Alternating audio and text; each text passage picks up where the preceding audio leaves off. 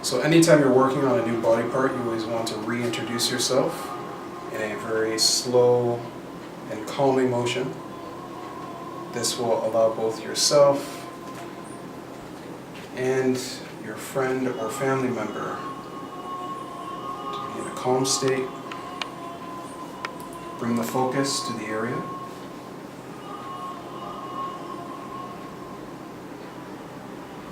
In this situation as well, in terms of grounding, if you're mainly doing it for relaxing the individual, more so mentally and emotionally, you can do this with a light touch.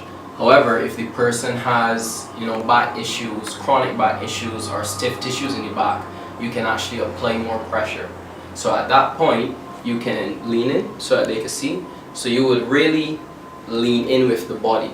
You won't be just pressing your hands down, but you're doing a full body motion, right? And that helps to compress the tissue and give a kind of introductory release before you actually go into any further techniques. Helps to initiate the circulation. So when you are applying the oil to the back, again, you want to be as fluid as possible. You can use a decent amount so that you have good stride while opening up muscle fibers. This will help to increase the circulation, and you will feel a level of warmness from making contact with the person. You always want to check in with the person to see whether or not the pressure is good. Is the pressure good? Yes. Okay. Some more. Okay.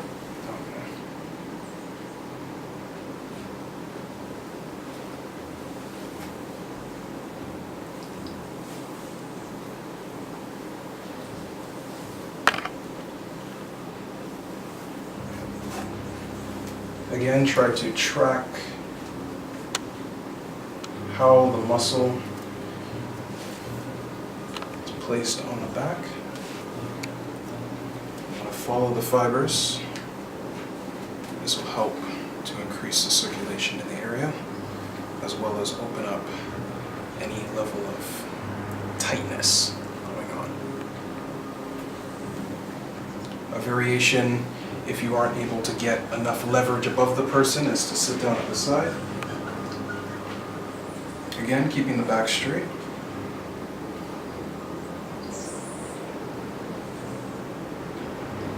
To put your weight into your hands to help give a particular amount of pressure.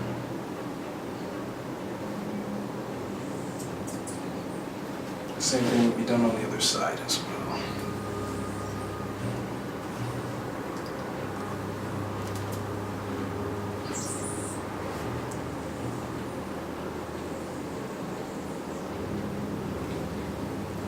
Now with the gliding technique, something that you can do if the person has a very tight back is to incorporate your forearms. Now with this, you want to be as cautious as possible. You don't want to add too much pressure, just enough to glide down the back in a very slow state. When you get to about the middle of the back, you want to reduce the pressure before coming back up again. Use the broad side of your forearm. And when you get close to the middle of the back, you want to reduce the pressure before you head back into the same direction.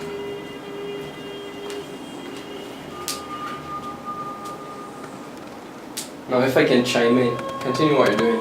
The reason that he reduces pressure when he gets to the end of the middle of the back is because that's where the ribs end, right? And at the bottom of the ribs, the last two ribs are called floating ribs because they're not fully attached onto the sternum. So you don't want to put any undue pressure here and then force the floating ribs into a tissue or force them out of place, because that would be painful. It might cause structural or tissue injury. And by structural, I just mean to the skeleton itself, to the bone itself. So this is where the communication between yourself and the person receiving the treatment under certain circumstances is very vital. You know, it will always be good, you know, if you want, you can go and look up a graph of muscles and skeletons if you would like to, depending on how often you're going to massage, you know, your friend or family member, what have you. But if not, you can still learn very easily by following the body, listening with your hands, feeling the tissue difference and the structural density, and also communicating with the person receiving. Does this feel good? Does it not? Is this too hard? What is that pain like? You know, am I in a dangerous area? And another area to also pay attention to is that anytime working on the back, you want to avoid any undue pressure on the spine itself. So always marking, you understand where the spine lies, any kind of issues around it, you want to try to avoid so as not to cause any kind of injury to the person.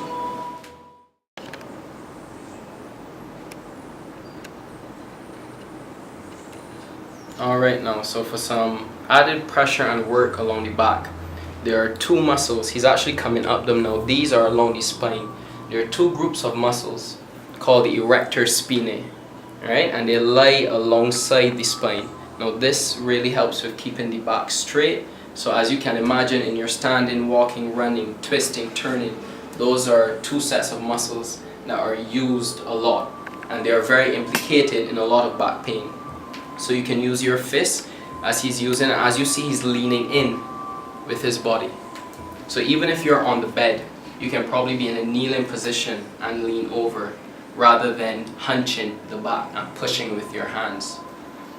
So as we were explaining earlier, you always want to be careful of where the spine is, right? And then you just go off of the spine and follow those muscles, those length of muscles down the spine. So you can use the fists, you can use the fingers as he's doing, whatever is necessary to gain that relief for the individual. So one of the best ways to go about ensuring that there's no real contact with the spine itself is start with the fingertips, and if you decide to transfer into the fists, mark it with your thumbs. So the thumbs now act as a lead, as you see. Sorry about that, Starboy. And now he's going to come to the side and do some kneading across the back, especially the lower back. Now this helps with the quadratus lumborum, some of the transverse abdominis that comes from the front of the body across the back. All of these are implicated in low back pain. So the erectors that reach into the hips, these muscles coming across here at the lower back, all of those can either through injury, stress, or repetitive action, too much standing, too much sitting, all of these techniques can help to relieve tension in those areas. And once you can probably see here, but even when you're doing the work and you feel it, when he's doing this kneading action across this side, it is also relieving muscle tension in the ribs, because this is all here would be the rib cage. Yeah, so when he comes through there, he will be able to relieve those muscles, and that can help with persons who may have slight breathing issues or heavy chest feeling or pain in the side when they kind of flex to the side. Alright.